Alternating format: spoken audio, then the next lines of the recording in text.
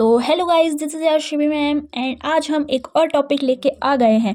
तो आज का टॉपिक अपना क्या है? आज का टॉपिक अपना है कवि परिचय और लेखक परिचय। तो यहाँ पे मैं आपके लिए बस 2 कवि परिचय लेके आई हूँ और 2 लेखक परिचय। 100% चांस है कि उनमें से ही आने वाला है, ठीक है?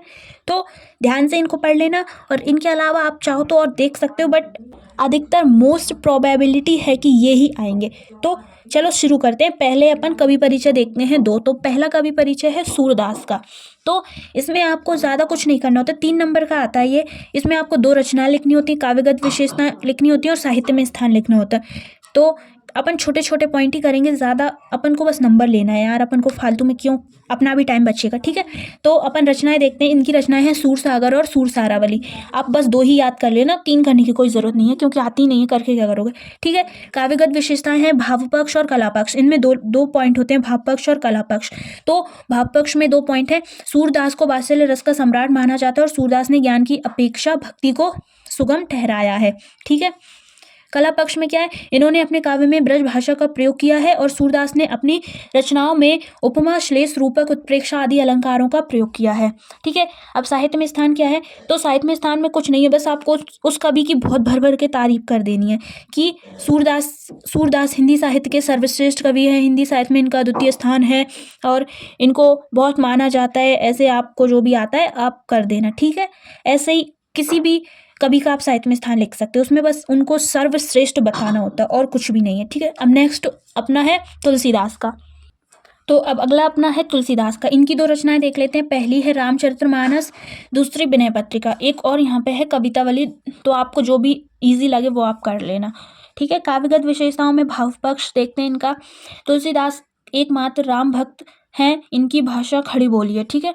और तुलसीदास के काव्य में शांतरस प्रमुख है। अब कला पक्ष देखते हैं। कला पक्ष में क्या है?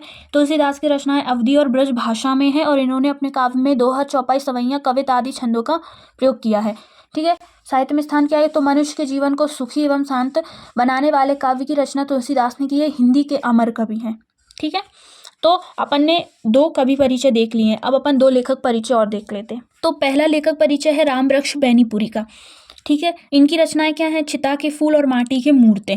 और भाषा शैली क्या है? बैनीपुरी जी भाषा के जादूगर माने जाते हैं और इनकी भाषा सरल शुद्ध साहित्यिक है और इनकी भाषा में वर्णनात्मक, विवरणात्मक, चित्रात्मक आदि शैलियों का प्रयोग किया गया है। तो भाषा शैली में आपको बस ये लाइन आप कॉमन सब में लिख सकते हो, किसी का भी आ जाए। इनकी भाषा में वर्णनात्मक, विवरणात्मक, चित्रात्मक आदि शैलियों, और जो भी शैलियों के नाम आपको याद है सब लिख देना, कोई दिक्कत नहीं है। कौन किसी को इतना आता है कि उन्होंने कौन सी शैली बनाई है। साहित्य में स्थान। तो साहित्य में स्थान क्या है? तो स्वतंत्रता सेनानी रामवृक्ष बैनीपुरी हिंदी साहित्य की महान विभूति हैं।